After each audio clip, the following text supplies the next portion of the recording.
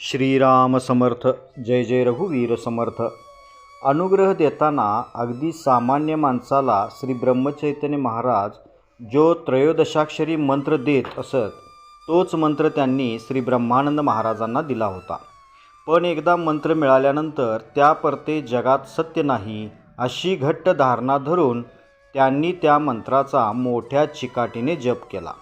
1916 साली श्री भैयासाहेब मोडक बेलधडीस रामनवमीच्या उत्सवासाठी गेले होते. अष्टमीच्या दिवशी संध्याकाळी त्यांच्या मनात असा विचार आला की खरे म्हणजे आपणच ह्यांना म्हणजे श्री ब्रह्मानंद महाराजांना श्री महाराजांकडे आणले.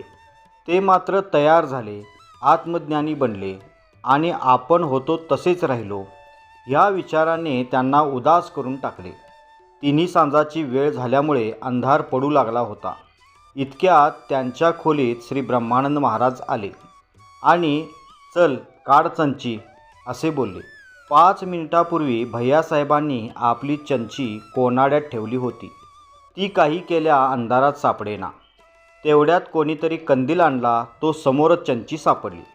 श्री ब्रह्मानंद महाराज म्हणाले, हे बघ असे आहे, आपले आपल्याजवळच असते पण अंधारात सापडत नाही.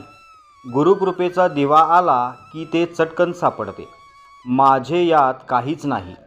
त्या दिवशी आपण श्री रामनामाचा अभ्यास कसा मनापासून केला, जाता येता आपल्याला नामाचा ध्यास कसा लागला आणि मग नामाशिवाय दुसरे काही कसे सुचेनासे झाले, अशी अवस्था आल्यावर श्री महाराजांनी कशी कृपा करून आत्मज्योती दाखवली याचे सविस्तर वर्णन त्यांनी केले. ज्या हिरिरीने त्यांनी पूर्वायुष्यात शास्त्रांचा अभ्यास केला त्याच हिरिरीने त्यांनी नामाचा अभ्यास केला. ही आपण शिकण्यासारखी गोष्ट आहे. श्रीराम समर्थ. जय जय रघुवीर समर्थ.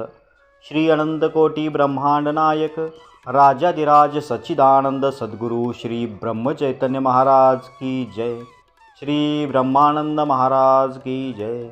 जय जय रघुवीर समर्थ. श्रीराम समर्थ.